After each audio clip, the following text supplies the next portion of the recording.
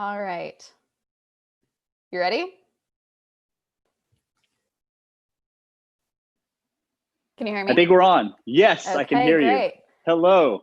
Hi. So just so you know, Hello, I already explained. Amanda.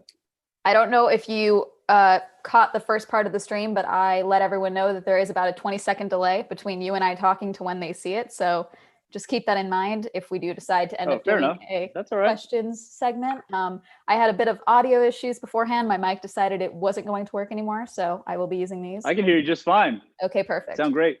Yeah. All right. So let me just check to make sure everyone can hear you as well. Can you guys hear him as well? Hi, guys. Hello. I'm also streaming on my TikTok. By the way, guys, if you're on my TikTok, click there's a recent post I put on there. Click Swell Entertainment's name. Go to her link in her bio. She's streaming this live on YouTube. Can't miss it. You're going to see it in just a moment. So. Okay. So obviously you're a very divisive figure. Okay. I am. Yes. I am. And yeah, that's true. For everyone that doesn't know, Russell is a dating coach, the TikTok dating coach. Or how would you describe yourself then? How would you explain yourself? Because that's how people know you. Okay, cool. I'm happy to explain. So first of all, I would say I'm more of a confidence coach, but almost always does that translate to, okay, how does this affect me in dating? Because confidence carries you in everywhere in your life. So if you want to learn to develop confidence, a lot of guys especially want to learn confidence so they can get the girl. But I think that women benefit from confidence too, quite a bit. Just outside of the realm of dating, obviously, but also inside of the realm of dating for sure. And I would say that where it all started for me was teaching guys about confidence. Mm-hmm. And then it did turn into dating because it sort of turned into like, okay, well, how does this help me get the girl? And I'm like, all right, cool. So then started evolving from there.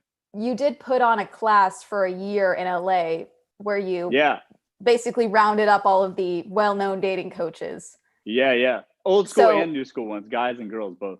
Okay. So, but you put that on. So how are you though? Because from how you've explained that job in the past, you went on Emily Knows Everything, I believe, and you talked about that.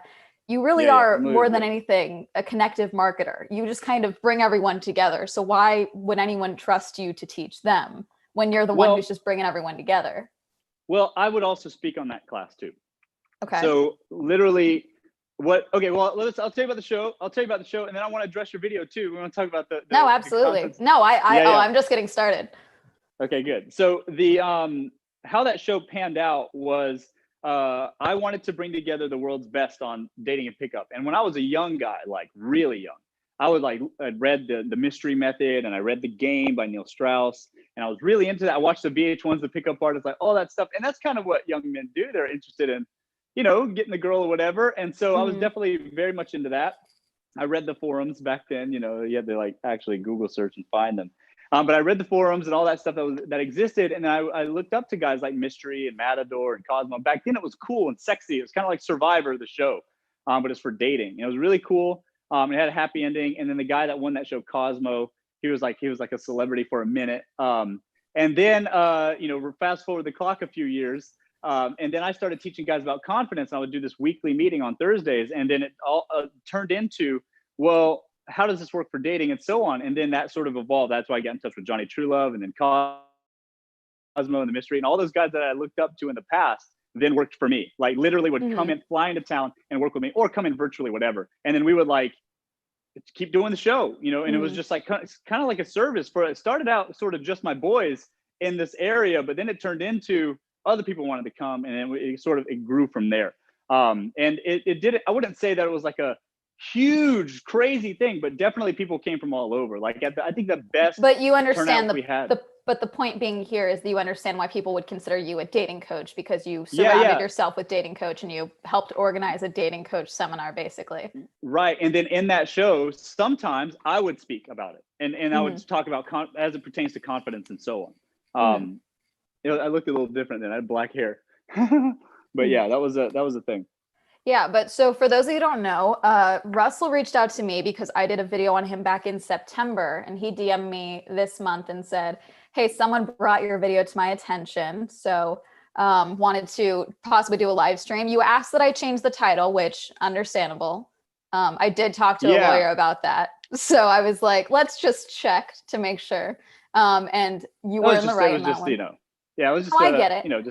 Yeah. But I do have a question of why you decided to reach out to me to do an interview, because you made it seem to me like you hadn't watched the full video, but I make my offer at the very end.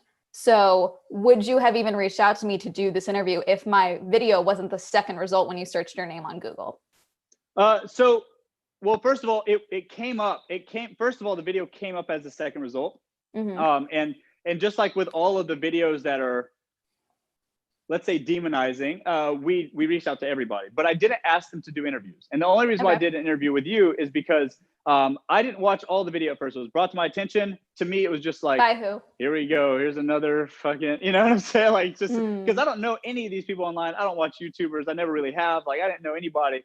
But now that I'm getting more involved and more in the space, I'm getting to learn about people and so on. But that being said, your video came up. That was the first issue. And then I was like, okay, let's watch it. I didn't watch all of it. Literally, I skipped through it. And I did get to the end. I have watched all of it now, but at the time I didn't. And so, but at the end you said something, and it wasn't that you gave me a challenge, but the challenge isn't why I wanted to do the interview. The what you said was. But I am going to bring up the challenge as well to you and why we changed it, because people are wondering why we're not doing that. So. No, we want to talk about the challenge too. I'll address the challenge too, absolutely, for sure. So the reason why I reached out to you and wanted to talk to you more is because you said, like, I just hope that Russell comes out as saying he's just not my type, and then I don't have to worry about, I don't know, going to bars or whatever. And then, but maybe he can help me with girls or whatever like this. And I was like, okay, well, I don't have any LGBTQ plus courses or anything like that. I don't really, I wouldn't say that I'm an expert in those things. But why is that so drastically? Is that you were being incredibly. Why would you say that's drastically different though? Because if your whole goal is we'll come back to it. Yeah, but continue. Yeah. So what I saw though is that you were being very hard on yourself, and I was like, that might be the issue. And so I don't. In what regard? That. Well, you were just saying like, oh, he won't think that I'm his type, or like it kind of insinuated that maybe he doesn't think I'm pretty enough, or some sort of thing like that. No, I made a point. So let me clarify so people are understanding. So in the opening to my video, I said, I probably will just end up blocked for doing this video. But ideally, what would be great is if Russell publicly said he wasn't sexually attracted to me, so I would feel safer going to bars in LA once lockdown is over. That is what I said, which was clearly a joke in context. Well, I mean, okay, maybe it was a joke, whatever, but it seemed to me that you were just being very hard on yourself. And I was like, I want to talk to this girl. Like, even if, and I don't think that anybody should be that way. And I think that people they can see themselves better, and it can dramatically change their life. So that's why I wanted to do the interview. That you asked me the reason why I reached out to you. That's the reason. And so I would say though, and then the challenge you issued was like, well, maybe he can help me as a woman meet other women. And now I don't claim to be an expert in everything, and I don't want to say, I wouldn't begin to go down the road of telling anybody in the LGBTQ plus community how to date, because that's just out of my scope. I'm not saying but I thought you weren't a dating coach. Just what's that? I thought you weren't a dating coach. I thought you were a confidence coach. So what does that matter? I am a confidence coach, but I wouldn't begin to tell people how to date, because I give dating advice as it pertains to confidence. But I wouldn't begin to go down the road of telling, like, gay guys how to date other gay guys, or women how to date women, and so on. I have had people purchase, men and women that are gay, purchase my courses in the past, and they said it has helped them. But I tell them explicitly, this isn't designed for that, and you shouldn't buy these courses if that's what you want. But if you think that it would help you, fine. And if it doesn't, we'll give you a refund, whatever. But at the same, but I don't promote it. So I would say that the challenge, I don't think I can help directly with the challenge, but I think that indirectly with the challenge, confidence itself would go a long way in dating in general for you or anybody. It's, you basically, we pull women, we pull men. And one of the things they find the most attractive, by far, more so than your looks or anything else, is the way you carry yourself, how they communicate, your confidence in general. Most women will just straight up say one word. They'll say confidence is the most attractive thing, and fair enough, So I think that could help anybody, but I don't think necessarily that I would be able to give you the specifics or the technical details around women dating women.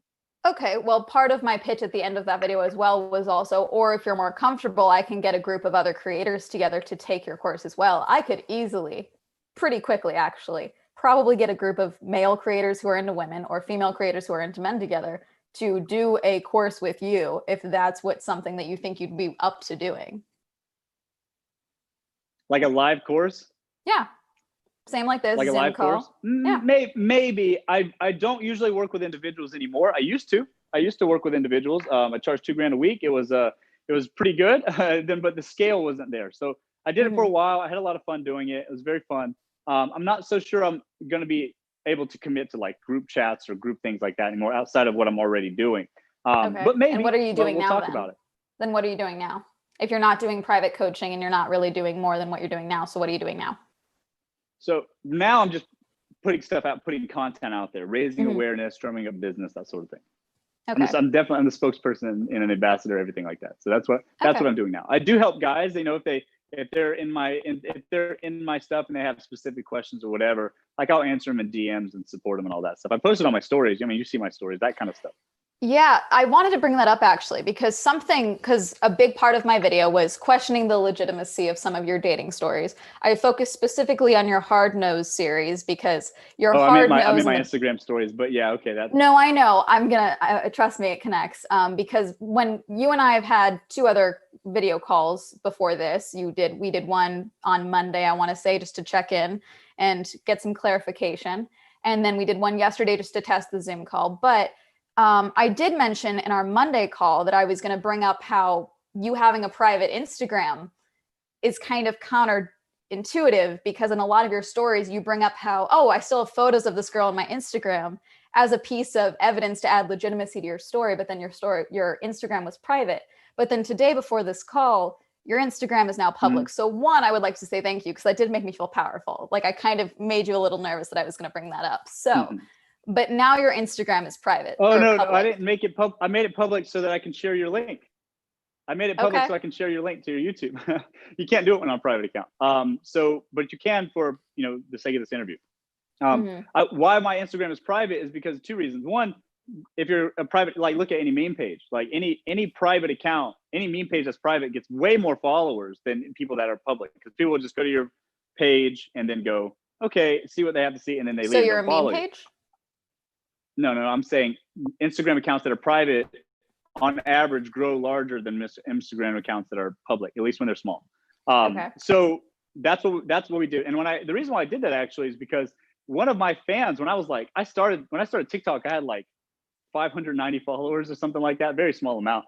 And then I wasn't growing really on Instagram. And some guy reached out to me and was like, hey, I love your content or whatever. You know what you should do? You should make your account private. And he was like, why? Because he's just like, we get like 10,000 followers or whatever. Then you can go public, whatever you want to do. And then, so I made it private. And I was like, that's a good idea. Let me try it. So I made it private, and he was right.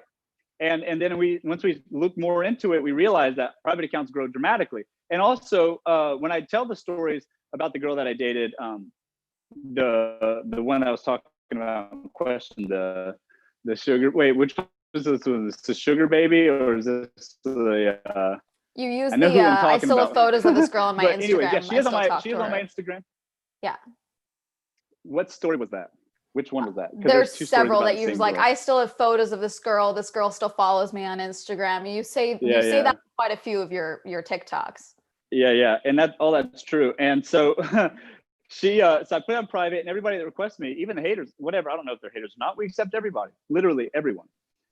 So check it out at your leisure. You know what I mean? Okay. So back to the hard nose in the bedroom, because that was the series that I talked about mostly. You realize that most of that series, they're not necessarily like, I'm trying to understand where you got the hard nose in the bedroom. I understand you got to be able to go hard no, and that's part of the bit. But also most of the stories are just bad sex stories or bad dating stories. So where's the connection there? You froze. Great. Hello, can you hear me? Yeah. Okay, you froze for a second. Sorry. Yeah. We good? You hear me? I can hear you. Okay, cool. What was the question again? You said something about sex stories. It was these are sex stories. Yes, you're like mishaps in the bedroom. It happens. It happens to adults, that sort of thing. And I talked about some of those stories. But you understand, hard nose in the bedroom are just things that, like, really someone's not comfortable with sexually, or someone's not into sexually. Whereas your stories are in order, Slippery Jimmy, which is someone having, I should preface this by saying most of these stories are in the That was a NSFW rough for everyone watching. Yeah, someone had a condom inside of her. Someone appeared to have some type of STD or a yeast infection. And my favorite, which I is remember. the Lockjaw Showstopper was the name of it. Yeah. But it's my Bacterial favorite vaginosis. because the moral of the story is that she didn't want to suck your dick. Yeah. Ukrainian girl. Yeah, okay, we're going to talk about that as No, well. well, yeah, Because you have a preference for saying people's ethnicities, which I don't understand. But continue. It's just to be descriptive, because I'm not going to use names because these people get harassed. Like, it's crazy. No, I so I try would to use never names. I ask try to that use you like names, but pseudonyms. when you have things where it's like, I have a Brazilian problems, but an STD ain't one in your captions. Oh yeah. And then you make Brazilian. Yeah. You go on a whole little tangent about how sometimes you go south of the border, and Yeah. When you go into detail like that, sure, you're using descriptors, but also you understand why people might have an issue with that. For entertainment, for flair, for divisiveness, that sort of thing. But it's also to just sort of paint the picture so that people understand kind of what I'm talking about. These aren't just no face, like generic gray people. These are like people that are, there's a culture behind them. They have a face, they have an ethnicity, they look this way. I'm not going to tell you their name. I might use a pseudonym, but I want you to understand what I was seeing as my perspective in these stories. And the first girl, that was crazy. It never happened to me before, and I was a lot younger. And to be honest, the first story is Slippery Jimmy, where basically we were hooking up, and I was going down on this girl and pulled a condom out of her. Mm-hmm. It was pretty wild, and that happened in Santa Monica. And like, this girl was embarrassed. It obviously was a showstopper. And as I was very young. This is like 8 years ago, maybe longer, maybe 9 years ago. And so for me, I was embarrassed, also embarrassed for her. And it was kind of like, ugh, I was icked out, to be honest. Now as an adult, like, I laugh about it. I'm like, haha, these sort of mishaps happen. It was like a holiday weekend or whatever. This girl's been, where we both had been like, just, celebrating the holidays over the 3-day weekend or whatever. And it was utter mess. And it was a showstopper. And I've told that story to lots of my friends, and it was always just like whoa, no way I'd do that, and that was the point of the story. So some people, I told that story, some people were like, don't quit, keep going. And I was like, it's a hard no for me, dog, and it's not her fault, really. Maybe it was, who knows, maybe it was my fault, who knows. I just told the story. And regarding the second one, which was the girl that had see, people think I tell these stories as if like I'm some sort of villain. Like I said hard no. And that's true. It was a hard no because it did stop the moment, the intimacy. But when this girl that I was hooking up with, she definitely had a case of bacterial vaginosis. This isn't my first rodeo. I've seen and dealt with this kind of thing before in the past. It's not like I just went whoop and thrown her out. I was just like, hey, there's something going on here. I just I'm not comfortable moving forward. But listen, I know what it is. You literally need a Z-Pack and a shot of Resticillin, and you'll be a-okay. Just talk to the doctor tomorrow, that sort of thing. There's one thing. And that was it. And I followed up with her the next day too. But it's one thing to be understanding in the moment. It's another thing to, like, weeks, months, years later, go and make a popular TikTok about it and be like, hard nose in the bedroom, Yeah, well, just telling a story. Yeah. Okay. Telling a story of an anonymous sexual encounter that was odd. And it was uncomfortable, and now it's a funny story. And I didn't use any names or try to humiliate anybody. I just told what happened to me. Fair. I'm not going to vilify you for sharing. I'm not going to vilify you for sharing a sex story that you're a part of. Nor would I vilify you. Period. I'm just bringing up, my whole point of my video was that a lot of your stories are so embellished, it seems, in the way that you tell them, that they sound fake. And that one in particular, I had said sounded. They're not embellished. Okay. So it's necessary to go far into detail. They're not embellished stories. Okay. I definitely go into detail. I'm definitely a compelling storyteller. Everybody watches my stuff, whether it's with a smiley face or a frowny face. Everybody watches till the end. Everybody talks about it. Everybody shares it. The thing is that when you're telling stories, especially in ways that are meant to be a bit spicy and controversial and on the edge a bit, you're certainly gonna you're gonna create a divide. And not everybody's going to like your worldview. Not everybody's going to like your opinion. Not everybody's going to like your perspective. Not everybody's going to like your descriptors. And especially nowadays in this ever-growing politically correct environment that we're in, the more descriptive you are, the more tools people use as mechanisms to hate. So for me, I'm just telling a story as described by me, not meant to hurt anybody. And so it's just for fun. And that's primarily the point of all my TikToks, is for entertainment. That's the whole point first, not to just be like I'm just preaching lessons, like I'm preaching the gospel. You know how many coaches, dating coaches, confidence coaches, whatever, try to just be like very stoic and pragmatic and sensible in what they say, and they've been middling at 1,000 followers for the last 10 years. Or just tell dating stories from my life and entertain it and interweave lessons and perspective along the way. That's really the message, and it's a lot of fun for me and my audience. Okay. So in regards to that same story, because part again of something that I was like, he's adding too much detail, this seems fake, was when you talk about the restaurant you bring her to, and you're like, I used to bring girls there all the time. All the bartenders and valet knew me. They used to see me with all these girls, but they wouldn't say anything. Yeah. You understand why adding all of that detail makes people think you're full of it, right? Because you're adding in, I think that it seems like you're adding to your lore. Like, oh, this story is about this girl and about this maybe STD that she had or something. But let me add to my own lore about how everyone at this bar knew me because I was such a player that I brought all these girls here. Yeah, that happens. So that's the Firefly in Studio City. I was bringing girls there literally every week. At the time I was using Plenty of Fish. And so like every single time I'd go there, literally the valets knew me. And I always take care of valet people, and I always take care of the bartenders and stuff like that. They know me. even in Hollywood, like the owners and the managers, they all know me. And so on a first name basis kind of deal. And that's just how it is. Well, if you pull up with a lot of cash, anyone's going to want to know you. Yeah, whatever. You take care of people. That's just life, Yes. And so when I'm telling these stories, like, I feel like I'm not going to say, oh, well, we met at a bar and we left and then we went home and it didn't work out in the bedroom. And moral of the story is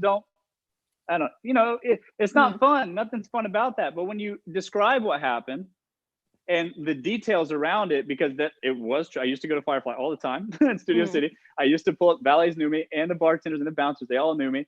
And it was all a good time. And a part of knowing that actually is to showcase like that guys do this shit all the time. They take girls to very familiar places so that they get social proof. And that's a really good indication of a player, by the way. And that's in my women's course that's coming out, and how to spot a player.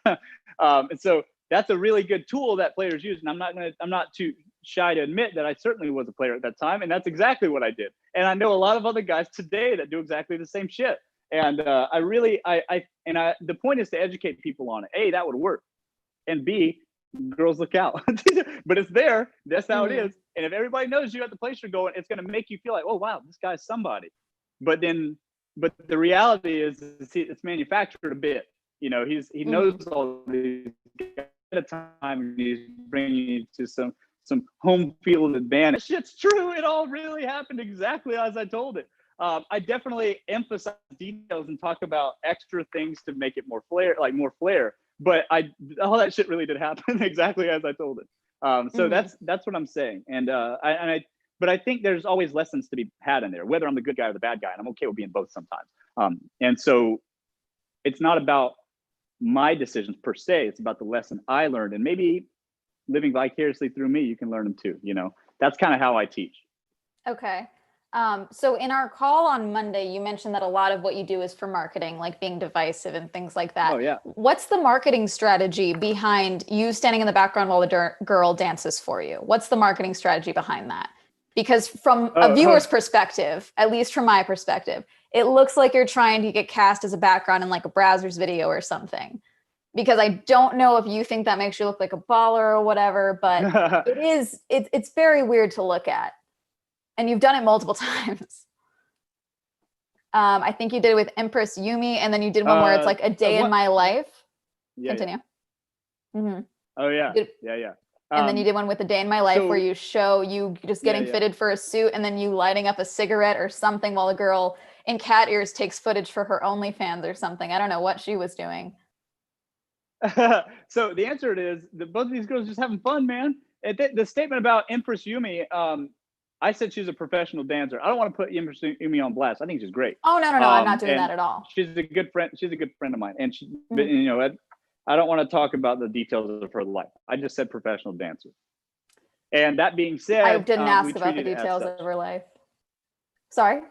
Okay. Well, that's that. And then she reached out to me. She reached out to Okay. me to do a TikTok, and then Mhm. that's what we decided to do for the fun of it. And also, it was also a trend. We saw couples doing exactly the same shit. Because I don't dance. She asked me if I was gonna dance. I was like, I don't really dance. It's not really my thing. But I do dance, but not like TikTok dances, you know. Mhm. And so like so she asked me to do that, and I was like, let's do this other thing where we saw other people, literally couples, doing exactly the same shit, where the girl's doing this thing and the guy's kind of like, you know, like, and I was just, let's do that. And then Okay. why I get the prime suspect and I'm the target for that one. I don't know.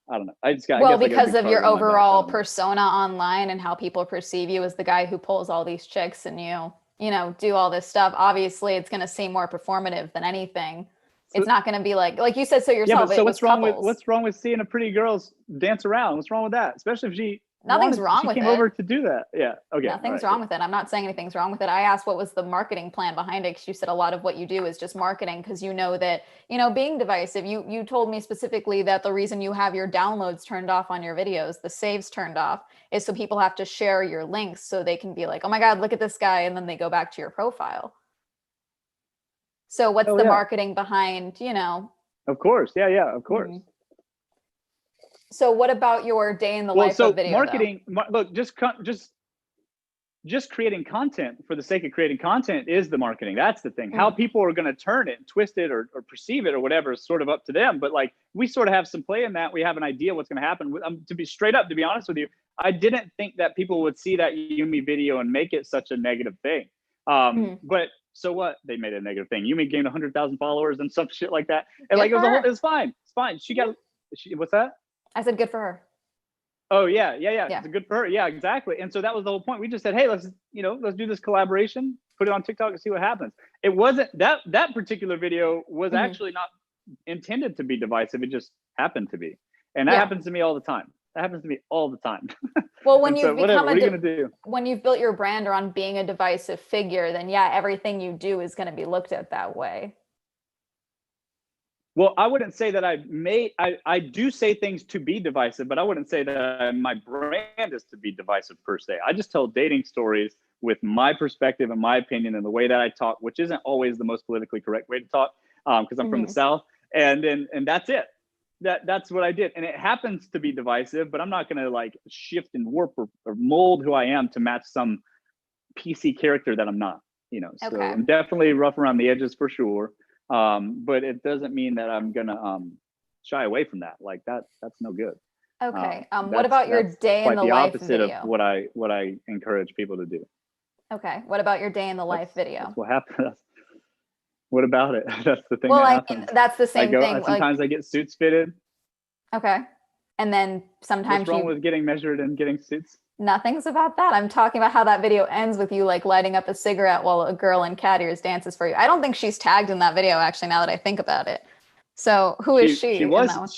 she was tagged in that video, but I don't want to put this girl on blast either, because No, what I'm not people trying to tend put to that do. girl I'm not trying to put anyone on blast. So let's stop using those terms, because that's not what we're doing. So, Well, the thing is, though, if I give specifics and talk about and give people's names and hashtags, the people that watch not these asking videos for on you to do YouTube that. or I'm whatever, asking about the marketing behind posting a video like that. oh, it's just a collab, same as any other collaboration, same thing. Okay. As girls I was seeing at the time, she was all I like. We're really close. Like I like her a lot. Like, but I don't want to, cause people are gonna go seek her out and then start talking shit to her, because that's what they do if they don't like me. It's pretty rough, actually.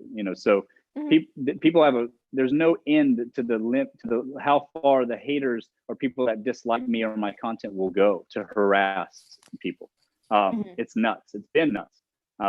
Literally, people don't like my content. People don't like what I say, or people don't understand what I say, or twist or turn it in any other way, and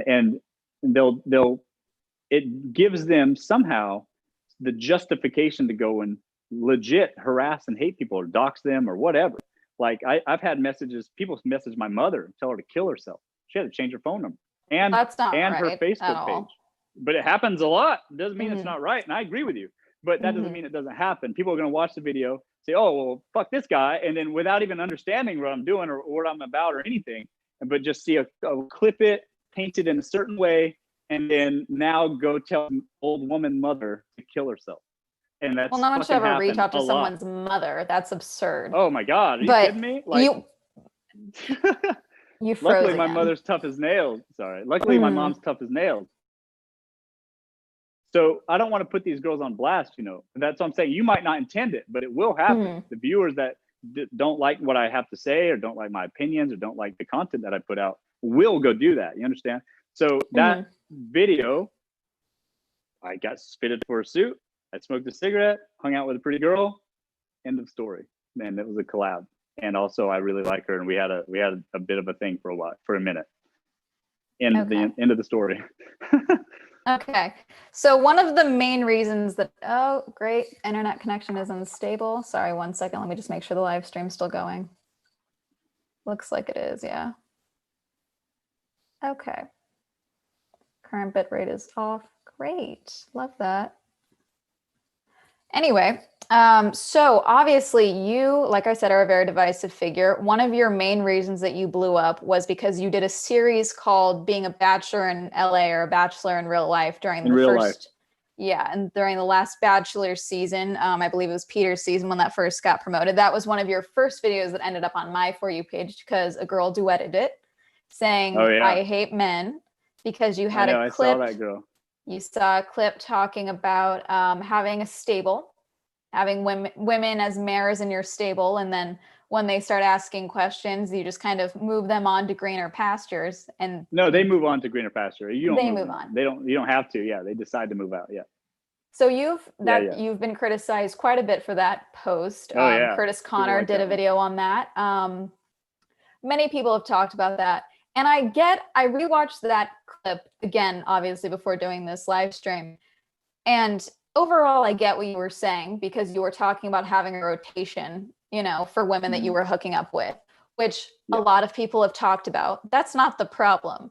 You understand the issue with comparing women to barnyard animals, whether it's a metaphor or not, because you've justified it by saying I was using metaphor in your response to Curtis Connor's. Metaphor, analogy, and comparison. Yeah, I do that a lot. Mm-hmm. But you understand why people want to insult you for that, because you not only compared women that you were hooking up with to mares or horses, but then you've also made multiple videos where you make jokes about, oh, straight from the horse's mouth and things like that with other women you've collabed with and such like that. Yeah, so straight from the horse's mouth is an expression. Like that's been, I don't know, said for the last 80 years or some shit like that. My grandfather No one's used saying to say it's not that. an expression, but when it comes out of your mouth, when you've already been criticized for comparing women to horses, that's where it takes on a new meaning. You gotta understand that. Yeah, but it's, so what if it takes on a new meaning to some people? You know what I'm saying? Like, it's still an expression. It means from the source. So if a woman says, I don't want to date a weak dude, and I go, there you go, straight from the horse's mouth. That means from the source material. That's it. And I understand that I do play into the hate a bit. Of course I do. Everybody does. Look, you're on TikTok and you're growing at all, you're going to get hate.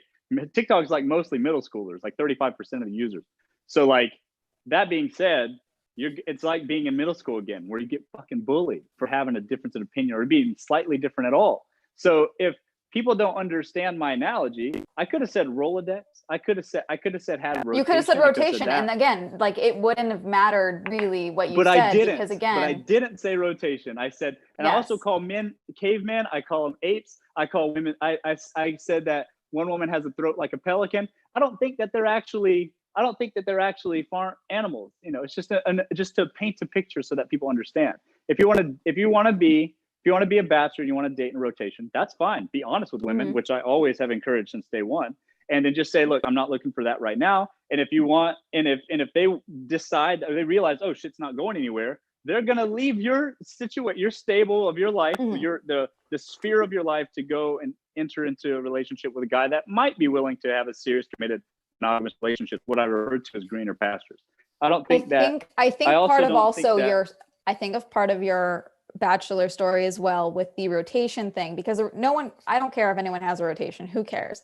What matters is that everyone involved knows that you're not exclusive and that, this is a casual thing. When you extend the metaphor to say, oh, they're gonna, once they start asking, where is this going? Is this gonna go anywhere? And they move on to greener pastures. It does imply that they weren't aware that it was a casual affair, or that they weren't the only one. Because it does start sounding like, oh, once they start asking questions like, oh, when is this gonna go anywhere? that type of thing, that's I when they get move that people forward. jump to that. I get to that. People jump to that conclusion, but literally since day one, I've always encouraged men to be honest and open and upfront with their intentions. Because if they do that, I've literally said this, and especially in my earlier videos, that if you're honest with women, you're going to get more women than you could possibly believe. Because you might lose some, but you'll be surprised as to how many women are down. I've said that, I think, verbatim in my earlier videos, including, I think, maybe that one. I'm not sure. But I've always encouraged men to be honest. But women, even if you're dating them and they start to really like you, they will start to get down the inquisition or the question about, okay, hey, we've been dating for a couple months, like I'm still seeing you casually, whatever. Where's this going? And if you continue to be honest with women and say that, and honestly, that you're not interested in having a monogamous relationship, they will leave your life, obviously, because they want something more. So they're going to exit your stable and then pursue greener pastures. That's the end. And it's an analogy, so men can understand clearly what I mean. And I think it's a good one. I think it's a good analogy. I get why people are upset. I think I get why people took it literally, but I don't think that it was meant to be that way. But even if it is that way, people talk about it, fine, because people talk about it, the adults that looked at it and go, that's not what he meant, and then follow me and then watch my content. So that's the marketing bit. That's the things that I say are divisive. But again, it's just an analogy. It's not meant to like hurt people. And also it's meant to say, be honest with women. And also, this is what it's like. And here's a picture. Okay.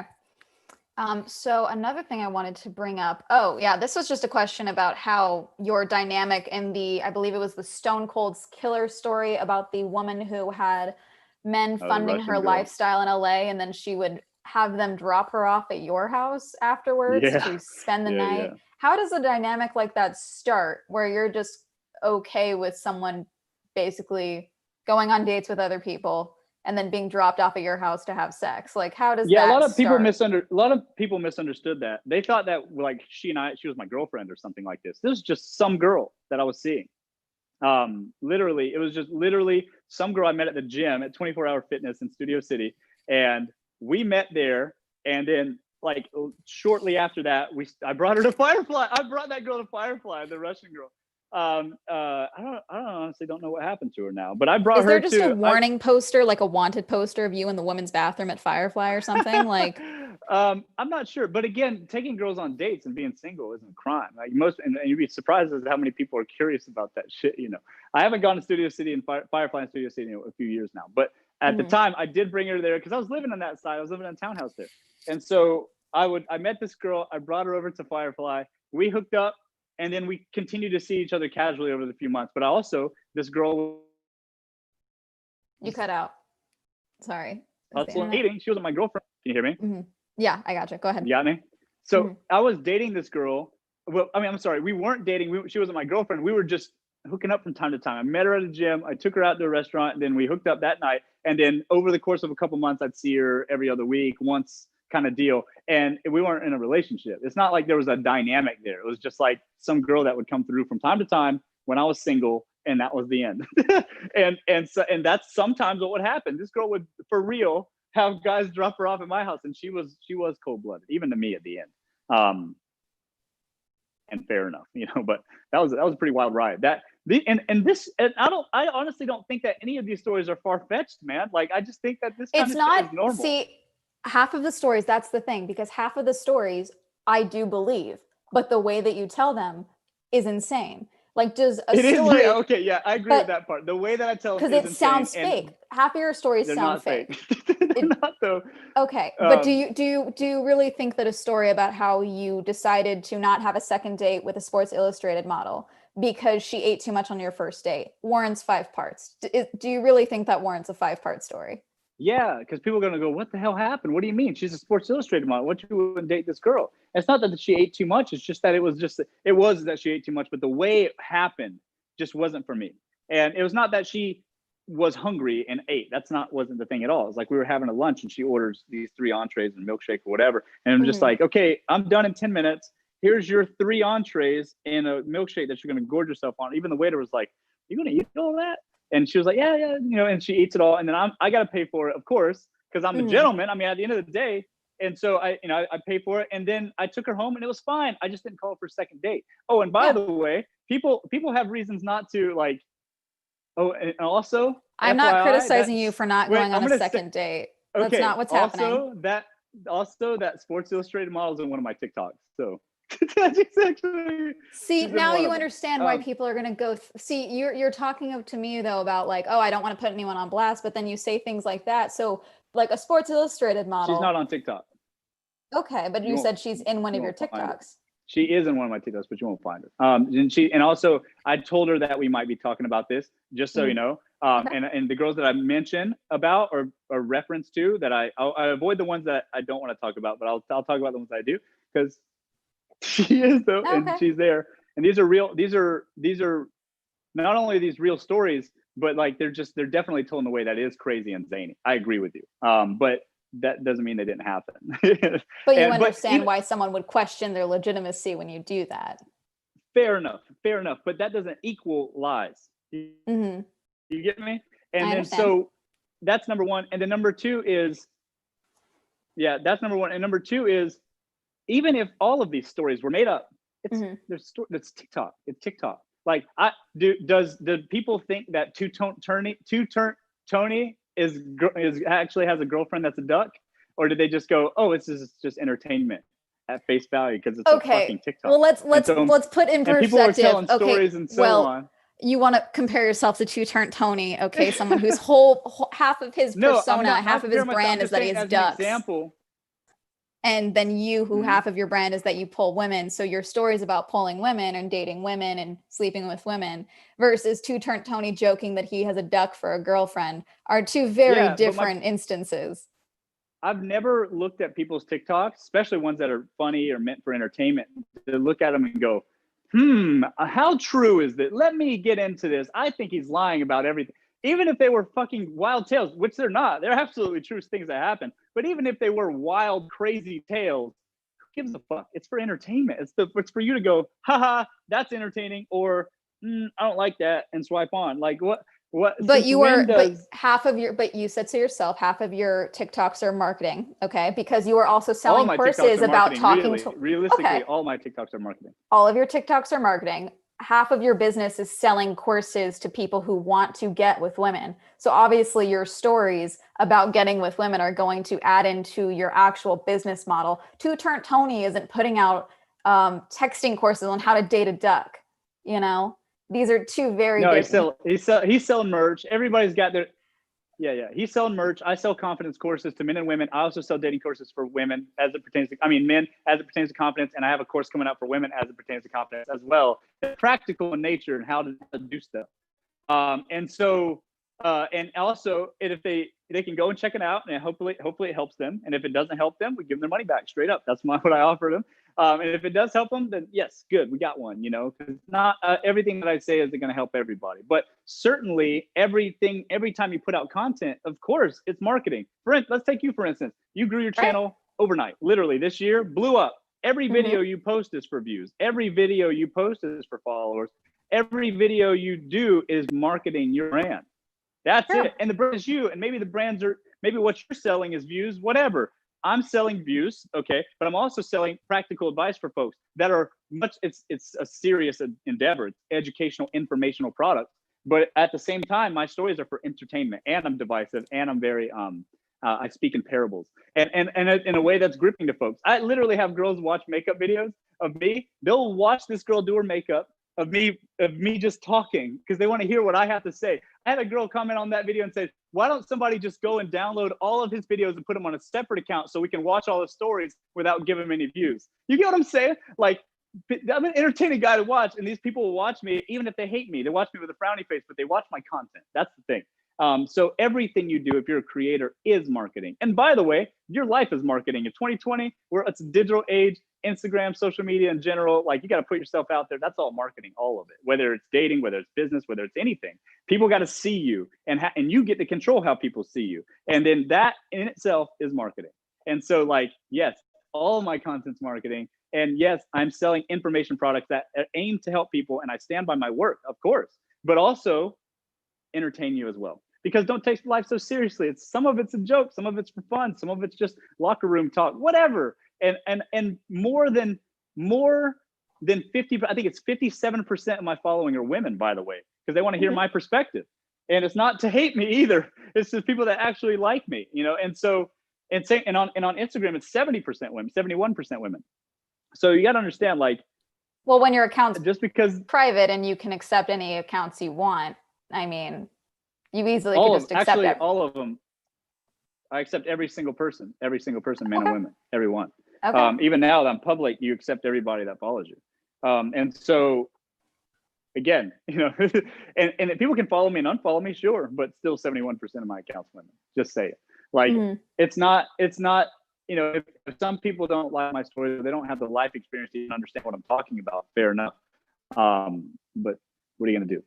It's a public, you know, you're on a soapbox in public. It is what it is, you know. So all the stuff that you create is meant for people to see it. And especially if you have something to say or have strong opinions about things, people are going to have their opinions about it. And I'm all for that. I just, I don't think that you should, you know, spend your life trying to tell people to kill themselves or whatever. That's crazy. No one is saying that. I don't think no one is bringing they that are up. saying that. No, I'm not. I'm not saying no. Let me clarify.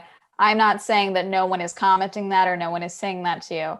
That's not what we're discussing at this moment, if that's what I'm trying to get at. A good element of your response to Curtis Connor with his video to you was you saying that he took a lot of your stuff out of context. But the thing is, though, is that when you, like, how was he taking things out of context, especially when your videos, all he really has for context, and hell, he did more context, I would say, because he did his own research. Whether you agree with his research or not is a different matter. But half of the context is what you put out there, which is your TikToks. So someone reacting to your TikToks. Well, I would love, to be honest, I would love to speak directly to Curtis about this, but I will touch briefly on it a bit, because without overshadowing Curtis, because I don't want him to see these videos or whatever and feel like I'm talking about him behind his back. I don't think that. But I do think he's entitled to his opinion of me, and I don't really have a problem of him making a video for entertainment about me. It doesn't matter to me if he misunderstood what I said. It doesn't matter to me if he disagrees with what I said. And it doesn't matter to me that he makes a video per se of what I said. What I don't like about what Curtis did was he, at the end of the video, he tried to attack, you know, and sort of defraud me and my small business and try to shut my doors, more so to speak. So he went down the line and said, actually, I didn't produce a show and all this stuff talking about a live stream, whereas I had a show that ran all year, and we produced a live stream for the last couple months of that show for the people who couldn't attend as a tool to help them. But then he said, I didn't actually produce a show. I'm a liar. And it's like, no, you just don't know, because you're in fucking Canada and I'm down here. You have no idea what's going on. So you're calling me a liar. He did his research online, and he said it looks like it's just a live stream, is basically what he was saying. No, he said he lied. He didn't do these things.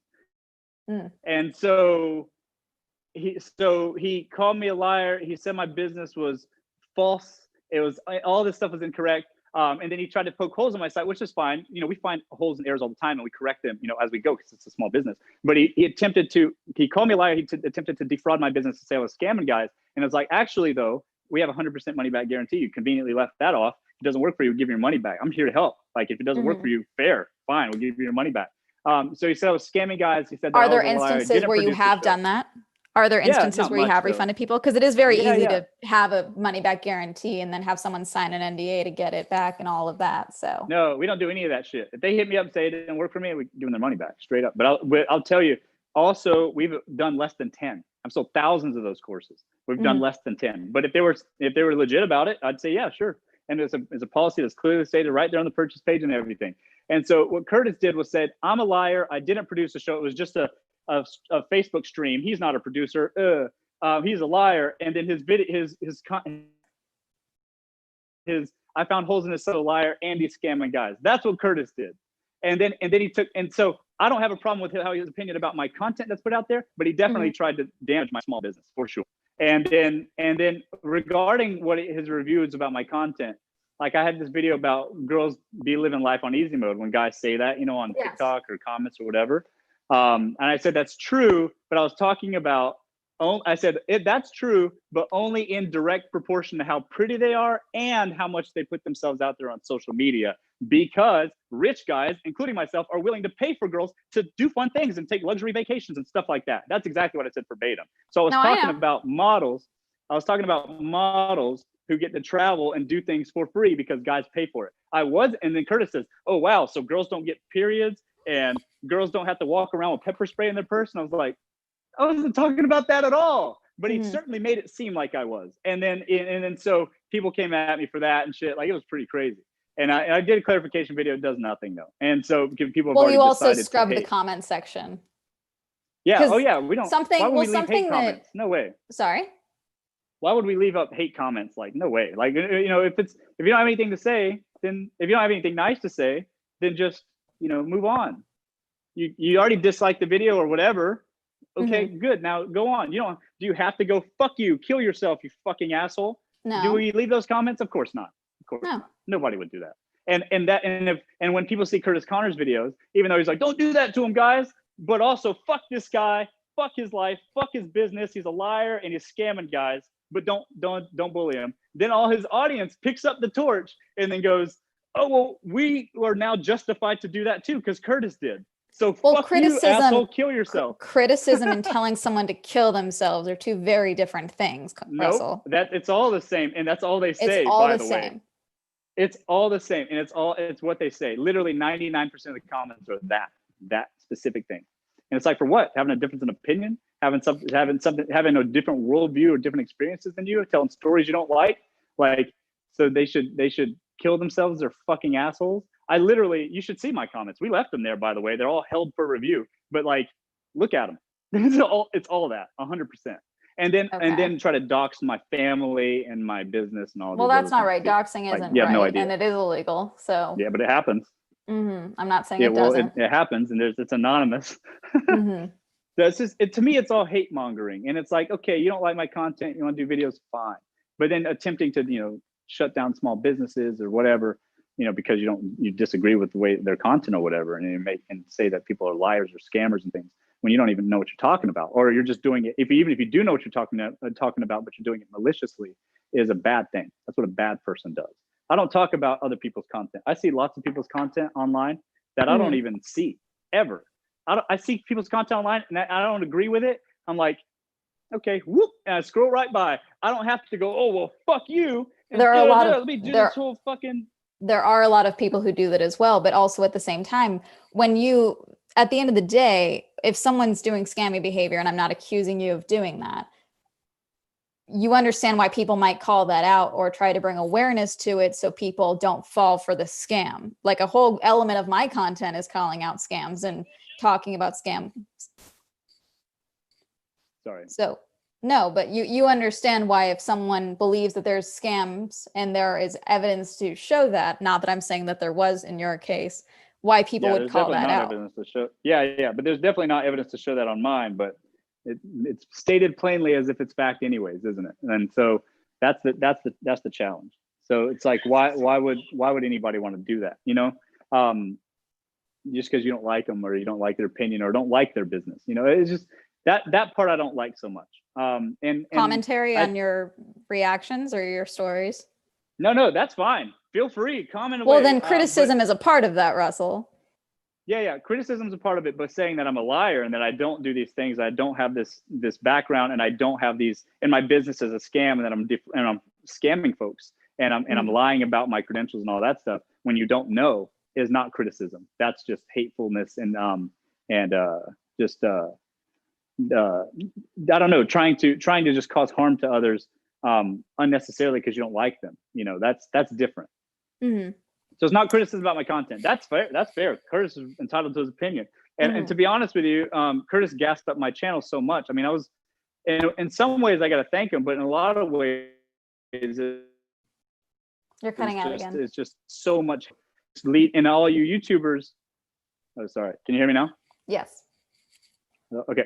So I don't know. I personally don't think that. I think that having commentary is fine. Calling people liars or saying that they didn't do the things that they said they did, or their business is scamming and hurting people without any basis for that is the wrong thing to do. And I think that should be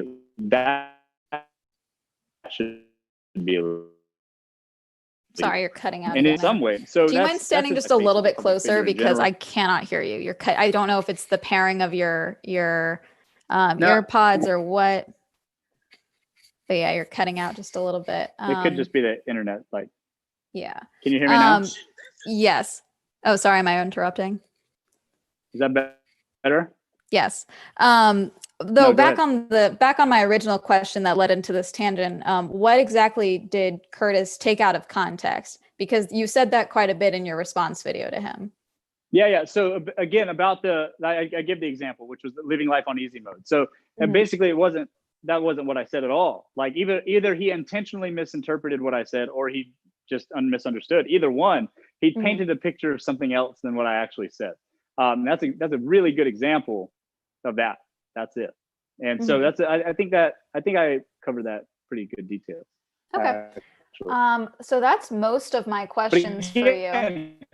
Sorry. I'm happy to talk. I'd love to Curtis about it in general, though. To be honest, like if he wants to talk about it, I'd love to talk about it. I don't want to talk about Curtis behind his back per se. I don't get attacks on businesses or whatever, but I don't want to talk about Curtis's back. Talk Curtis behind his back, but I would love to talk to him individually, so that if he wants to, we'll see. Would you do it offline, or would you do it only publicly? Because he is like, what, 2 million followers now? What's he at? I don't know, something like that. I didn't know who he was before all that stuff happened. To be honest with you, I don't know. We'd work it out in a way that was like, as long as it was cordial and fair, not like not something else. But like if he wanted to speak about it, we'd work something out for sure.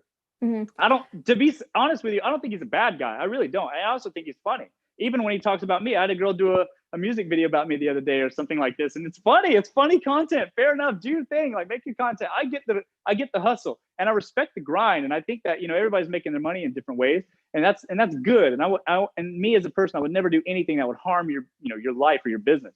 And so I'm respectful of that. I just I don't think that anybody else should do that either. That's my personal opinion. I feel strongly about because it hits close to home. But if you have something to say or disagree with my stuff or want to talk about it, fucking let's go. Like I'm happy to. Let's go. Just like with you. Same thing. Let's talk about it. But I don't want to cause damage. I actually think he's a funny guy. Literally, some person reached out to me 2 days after that video was posted and said, "Hey, I have some dirt on Connor. You should add this in response to him or whatever." And I'm like, "Fuck you. I don't want to do a response with dirt on Connor. I'm not attacking his personal life and care. I don't want to do that. I would never do that." And so, I told him, hit the bricks. But that's the point. Like that kind of shit happens, and I disagree with doing that kind of thing. Just say it. But if you would like to talk about it, sure, yeah, hell yeah.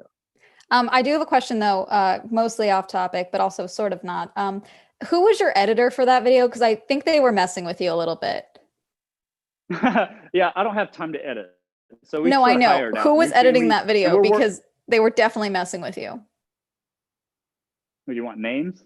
No, I'm just saying, like, do you know who it was? Yeah. Because like the metaphor rainbow was funny, but also all of the little side inclusions of like other reaction images and video clips and things like that it was hard to take the video seriously with all of that in there.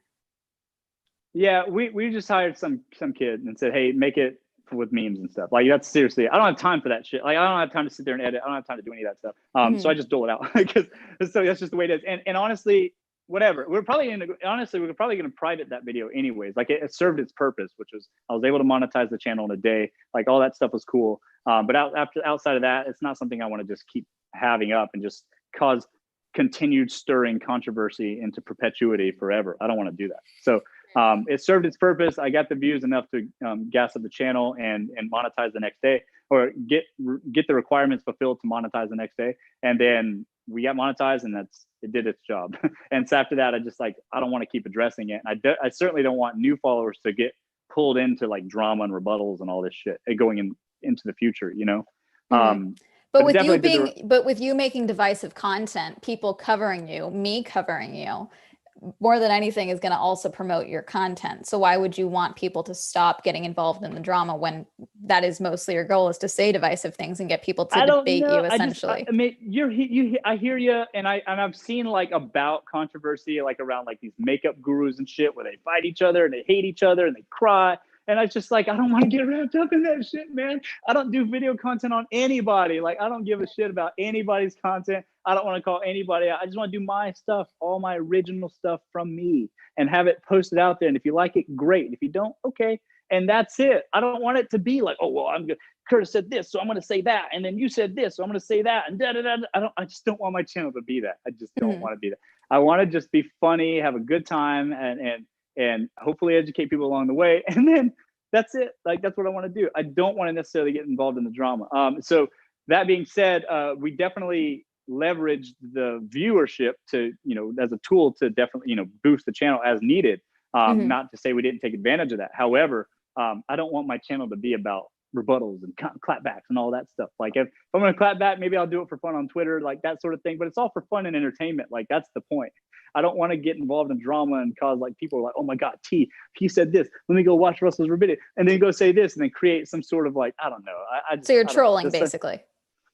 No, I don't want to. That's what I'm saying. I don't want to troll. I want to create my Well, own you're content asking, you say you want to keep making the content and not full on respond to it, which is what Trisha Paytas does, Ava Louise, a bunch of people do. They say divisive things so people will talk about them and promote their social medias, views, videos, all of that so they can get brand deals and promotion and things like that. But you don't actually want to get involved in the drama. So how are you not trolling?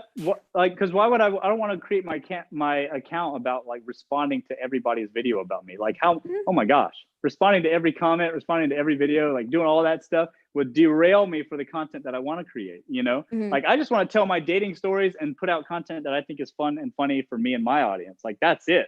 Why do I get sucked into other people's channels and have to respond to every other comedian who has something negative to say about me? You get what I'm saying? That's not trolling. That's just like, I don't want to be involved in people's drama. If you don't like it, fine. You don't like it, you make content about it, I guess. And then, okay, like you don't have to watch. Nobody has to watch, but I don't want to make my channel about rebuttaling and responding and making it a big, show of things all the time. I just want to put out what I want to put out, and maybe that's just because I'm a novice at this, honestly, but I just don't want to be a drama channel, Okay. So I only really have one last question for you, but I wanted to ask if you would be comfortable if I took a question or two from the chat. Well, it depends. It's, as long as it's a fair question. But go ahead with your question. We'll see what we have. Okay. So you said I could really talk about anything on your TikTok. I did have another question that I decided against because you deleted the videos, I believe. So that's something that I deleted from my video as well, because you didn't hide one woman's identity at all, really. And I think you deleted that series, so I don't want to bring attention to it. But God, where is this video? I saved it. Hold on. Because you did a video responding to someone's comment that they left on your video. And I cut this clip from my video as well, because I thought it was a little long. But it was a pegging joke, so I wanted to bring it up again. So someone, that was funny. Someone commented, "I hope you get pegged," with sparkle emojis. Yeah, okay. I get that one a lot. And you are looking at the camera, okay? And then you say, "Oh, come here." And you have a woman walk in, a headless woman. So we're not sure if she has a head or not. But she just pushes her chest up into the view of the camera to look at the camera that you're looking at right here, which already fine art. But then she just giggles and then walks away. And then you say, "Don't threaten me with a good time." So Russell, my question is, have you been pegged? That's a bit personal, isn't it, Swell? You did bring it up on your TikTok. Are we going to talk about what people do behind closed doors? Well, posted on TikTok. So, I mean, you do a lot of talking about what people do behind closed doors, my guy. Right. I do. I guess I do talk about, but I would say that I guess I would say that I'm into some freaky stuff. Let's put it that way. Okay. Yeah. You also posted another one recently with another girl, I believe, where she has you tied up in a closet. Where you say, "Why did you stop?" Yeah, like some BDSM stuff. Okay, sorry, let me see if any questions popped up because there was a delay. So let's see, are there any questions on here? I'm not going to ask any questions involving horses, guys. Let's be realistic. Let's see. We're straying away from bestiality. I already talked about pegging. Come on, guys. Let's see. Someone's donating, trying to find a question. Wow. I think you honestly, I think you did a great job, Amanda. Like, I think you covered a lot of stuff. This is really good stuff. I'm excited to see. I mean, I was excited to do this interview. I thought I actually really, after we talked on Monday, I looked at some of your channel. do some good stuff, and I'm impressed with the growth on your channel, and you're absolutely great. It's really Thank you. fun. I'm funny. People seem to agree, which is nice. I think you're Sorry. funny too, actually. I really do. And so seeing some of your stuff, and also it's informative. I like that too. You seem like you definitely have some insights to things. Really cool. I don't know. And then also for me, getting interested in YouTube and things like that, like seeing how your explosive growth is fucking impressive. Like that's cool. That's really Thank cool. you. I do have a question here that I do think that this pertains to an earlier question that we talked about why you don't feel comfortable giving people advice who are into dating the same gender or the same sex. So someone asked, please ask why he feels, this is from Gray Young, they said, please ask why he feels right in giving women advice when he doesn't have the same experiences. Do you get advice from girls or do you just assume?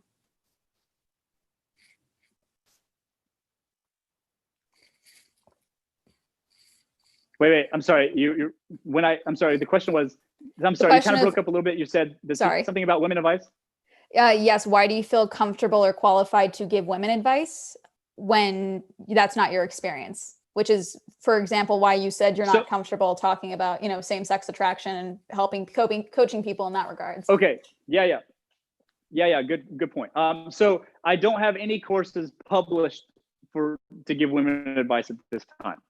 But we do have a course coming, and for some of the specific details, I hired out really awesome dating coaches to help me with those, like to give women's insight and provide examples and messages and things like that to help in that area. And what I provide to that course is to how to avoid a player. So the course I'm coming out with women is how to communicate better with guys over the phone, online, that sort of thing. But then also what I add to the course is how to avoid players from the horse's mouth. So like that's the whole point. So I don't claim to be I don't claim to have the perspective of women, but I do hire out the people that do, and so they're helping to contribute to the coursework. Just like all my sites, it's called Get Coaching because I hire coaches to contribute to the courses. You get what I'm saying? That's what I do. So I don't claim to know everything. I just know some things. So a question that I'm not going to bring up just because I don't think that really has any bearing on anything. Someone asked why you're not emotionally available for women, but there's no really way to tell that. Someone asked that you walk behind the counter that you're sitting in front of. I think they're trying to figure out how tall you are. I'm 6'1". You're 6'1". Okay. 6'1", little change. There's sites out there that say I'm like 5'9" or something. There's like weird sites that pop up, like little fly-by-night sites and things. I don't know, but I'm 6'1". I'm a pretty tall guy. 6'1" and a little change, on a good day. Depends. And I'll wear like Chelsea boots and shit like that. They give me like a little inch, but that's part of the fashion, But 6'1" flat on the ground. Thanks for asking. I get that a lot. Someone is asking, there's another YouTuber watching this and apparently they had a question. I'm trying to find it. Let's see. The chat is again lagging just a bit, so this is a little hard to figure out. It's all good. Let's see.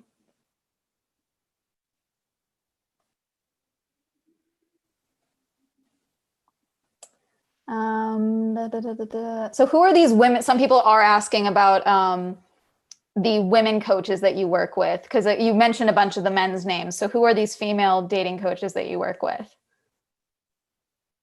For the men? Like for the courses we made for the men? Well, you did say that you talk to women for your courses about women. So like you talk to women in general, or that's not published yet, so I can't talk about. Okay. That's not published yet, but I can't talk about that. But the courses that I put out in the past, like the people that attended the show, we had international wing woman Haley Quinn. We also had Cher Gottman in New York City, wing woman Cher Gottman. We almost had Marnie Wing Girl, which was cool too. So they're all dating coaches for men, and they're all really smart and they get it. Like, so we brought those guys on to talk on the Rules of Engagement live show. Those are the women's coaches that I've worked with in the past. But predominantly, we had the male dating coaches. We had the old school guys too, like Mystery. We had Cosmo that won that show, the VH1's Pickup Artist. Neil Strauss that wrote the book The Game. Like these guys, like all of that. And then the RSD guys, we reached out to some of those guys too. And like all of those are contributors, sort of in the massive like undertaking that happened over the course of that year.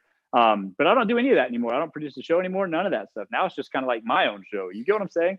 But those are the Those are the coaches that contributed to our, to our educational stuff and to the show that we did. Okay. I found the YouTuber's question. This is from D'Angelo Wallace. Thank you for the far too large donation, D'Angelo. Dear God. Since you claim that you're okay with criticism and you don't mind if people critique or make jokes about your content at all, then why did you disable the entire comment section on your response to Curtis Connor simply, or instead of simply deleting the hate? We all of the Same with comments a on all lot the of your videos are same with a disabled. lot of your TikToks as well. I was going to bring this up earlier. A lot of your TikToks, you have either comments fairly limited or disabled. Yeah, so limited is just literally like hate speech words. We limit them. Obviously, you guys are YouTubers. You know what I'm talking about.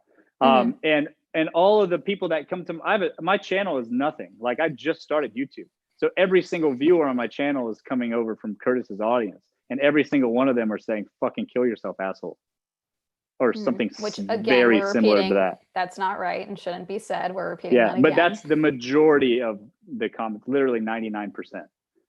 So why would we leave that? Instead, why not just disable the comments? You don't watch the video if you want. You don't need death threats and like name call and all that stuff. It's unnecessary. You know, it's not like it's legitimate. Sorry. It's not like it's did I lose you? Okay, there we go. It's not like it's legitimate, like you know, like from like a congressman. You know what I'm saying? It's just like it's literally like 11-year-olds telling me to kill myself. That's what my video. Do you think it's only that? Because all of the comments that are left, there's 7 comments. They're all positive. They're all saying that a bunch of them are saying that, oh, Curtis is just hating, you're funny, and things like that. I have a couple of people who are saying, ask him if he thinks incel is a insult, because apparently some people believe that that's probably some of the comments you got was incel, which I don't think is a term that applies to you, but I understand why it's applied to a lot of pickup artists, because a lot of incel, them. Okay, so an incel means that somebody who's like involuntarily celibate, like a priest, right? He would stop. Well, that's no, a priest is voluntary celibacy. Yeah. Hang on. I was going to say that.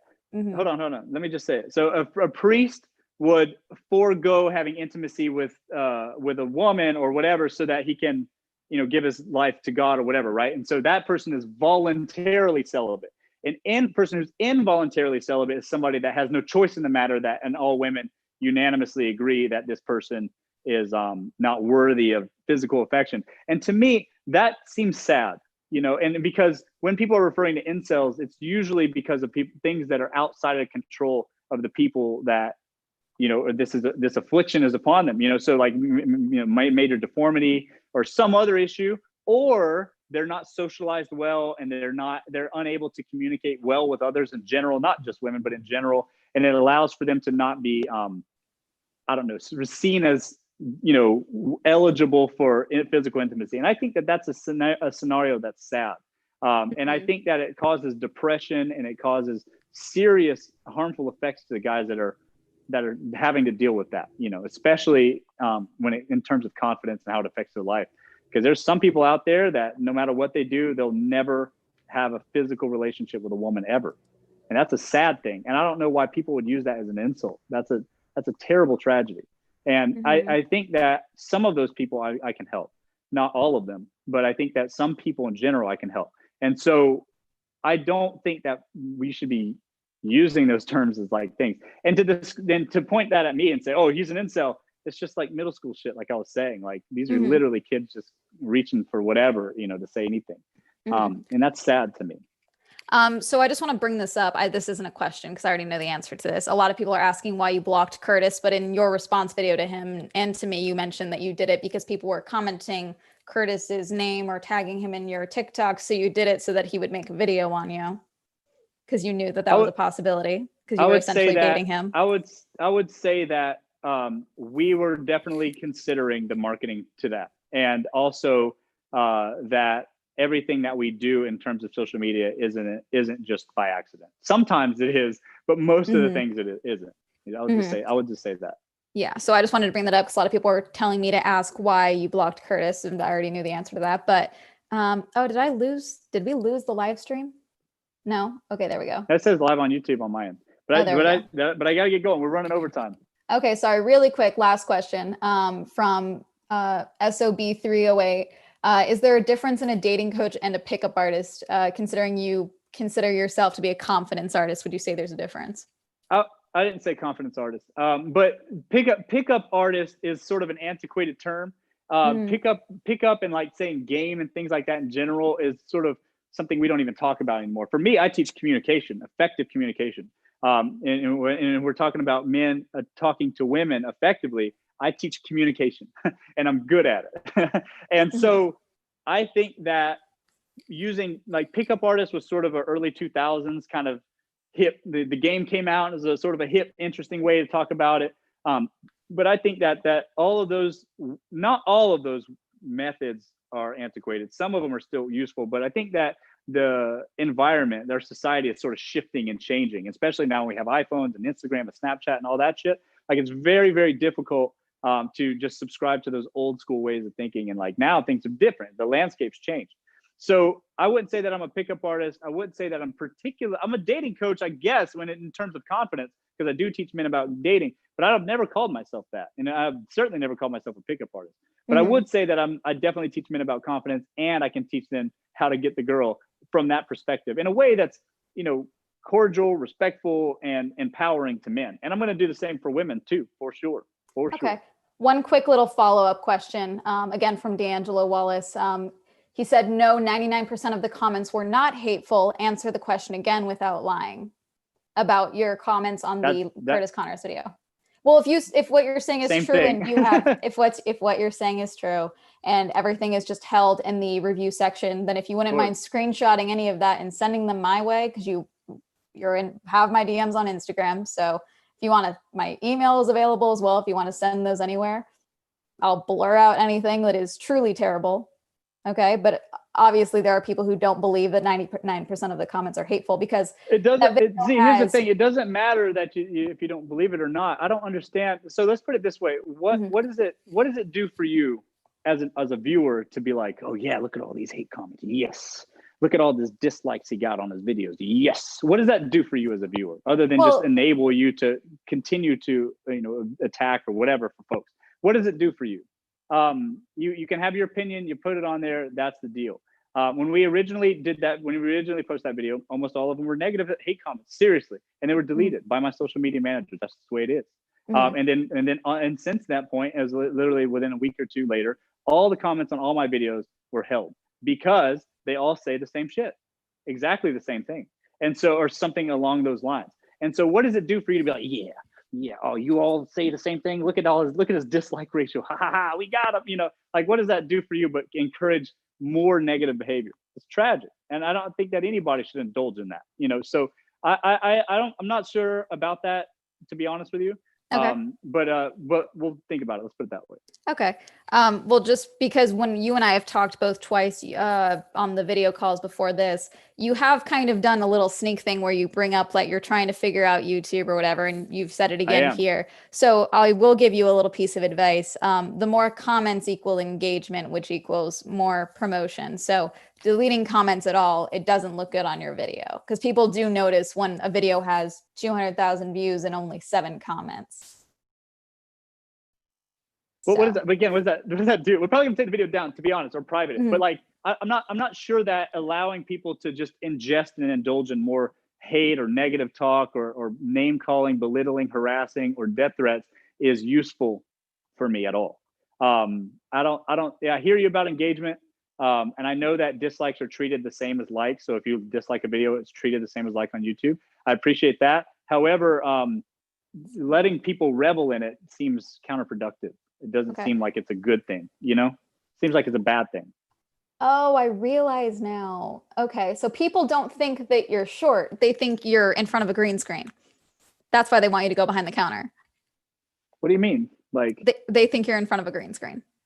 I mean, I guess. Why would you think that? Look, there's just everyone saying that the kitchen is fake and there's a haze of green on you.